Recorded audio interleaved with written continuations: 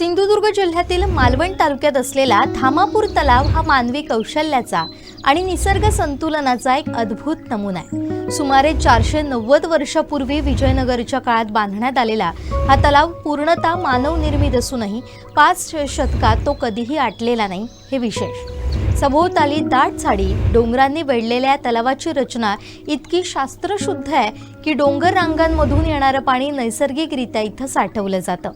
पावसाळ्यात या तलावाची पातळी वाढली तरी सांडव्याच्या अचूक नियोजनामुळे गावांना कोणताही धोका पोहोचत नाही। केवळ पिण्याच्या पाण्यासाठीच नव्हे तर शेतीच्या सिंचनासाठी हा तलाव आजही वरदान ठरतोय। या तलावाच्या काठावर असलेलं श्री भगवती देवीचं प्राचीन मंदिर या ठिकाणच्या सौंदर्यात आणखीन भर घालते। युनेस्कोच्या जागतिक वारसा सिंचन स्थळांच्या यादीत स्थान मिळवणारा हा महाराष्ट्रातील पहिला तलाव। आधुनिक इंजिनिअरिंगलाही थक्क करणारे हे 500 वर्षापूर्वीचं जलव्यवस्थापन आजही तितक्याच ताकदीनं उभं आहे। विजयनगर साम्राज्याच्या काळात बांधलेला हा तलाव आजही तितकाच सक्षम आहे। विशेष म्हणजे गेल्या 500 वर्षात अनेकदा भीषण दुष्काळ पडूनही हा तलाव कधीही कोरडा पडलेला नाही। इथल्या जमिनीखालचे पाण्याचे झरे अशा पद्धतीनं जोडले आहेत की तलावाची पातळी नैसर्गिकरित्या राखली जाते।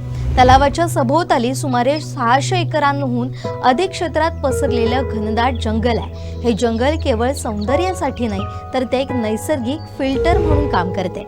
डोंगरावरून येणारं पाणी या झाडांच्या मुळांमधून गाळून तलावात येतं, त्यामुळे हे पाणी अत्यंत शुद्ध आणि खनिजांनी युक्त मानलं जातं। इथं दुर्मिळ वनस्पती आणि पक्ष्यांच्या प्रजाती पाहायला मिळतात।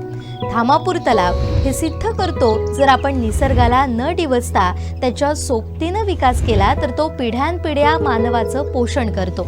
आधुनिक इंजिनिअरिंगसाठी हे एक उत्तम केस स्टडी सेंटर आहे। मालवणातील या धामापूर तलावाबाबत आपल्याला हे माहिती होतं का? कमेंट करून नक्की सांगा। आणि तुम्हाला वाटतं की ज्यांना याविषयी माहिती नसेल त्यांना ही रील नक्की पुढे शेअर करा।